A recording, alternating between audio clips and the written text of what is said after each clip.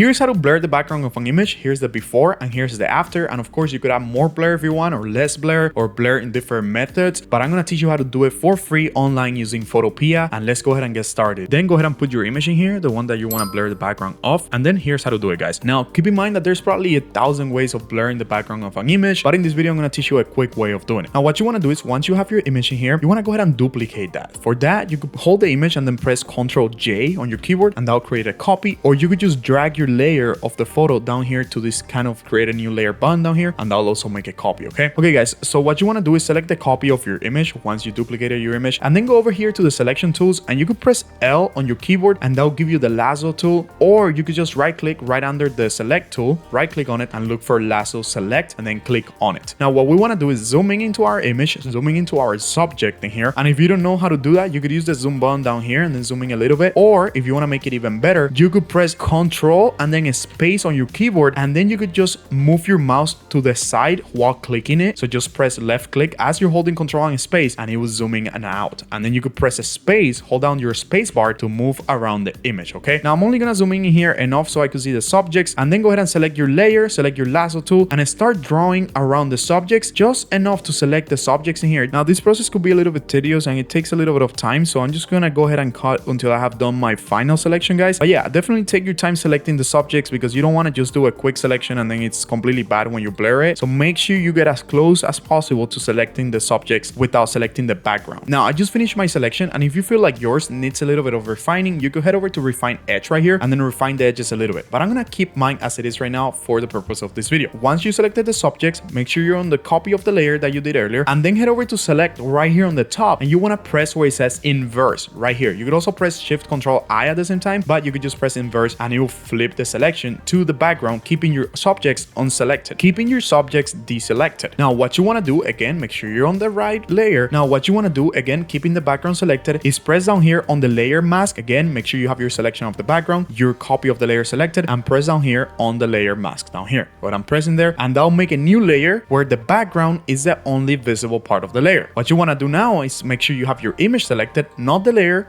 your image. Head over to filter right here on the top, head over to blur, and then you have a lot of different blurs in here, and I challenge you to play around with the blurs and see which one works for you. A lot of the times when you're blurring a photography background, using the lens blur will give you the most realistic effect, but for the purpose of this video we're gonna select Gaussian blur, because that's kind of the easiest blur to play around with. And then once you select Gaussian blur, feel free to lower the radius in here. You don't have to make it super blurry, because it kind of gets unrealistic if you make it too blurry. So yeah, just play around with the blur that you like in here, and then once you're done, you could just go ahead and press OK, and now you have a beautiful blurred background for your image. Now all that is left to do is head over to File, hit Export As, and then hit JPEG or PNG, or if you want to save it as any other different formats in here, that's fine. I'm gonna save it as a JPEG, and then name this whatever you want, like blurred background, and then make sure you have the quality to 100, unless you're trying to save it at a lower quality for space reasons, but I'm gonna keep mine at 100. Then go ahead and hit save right here, and then just choose where you want to save this in your computer and hit save, and you'll have your saved image with a blurred background. Again guys, you could also use lens blur instead of Gaussian blur, but as you can see, lens blur is a little more complicated because it gives you all these settings in here, and I feel like you do need to know a little bit more about photography when using your lens blur, because you need to understand how the lens will look depending on the angle and the distance where the photo was taken. So yeah guys, feel free to play around with the types of blurs in here, and there you have it, how to blur the background of an image in Photopea for free online. If this video helped you, don't forget to subscribe, and I'll see you guys next time.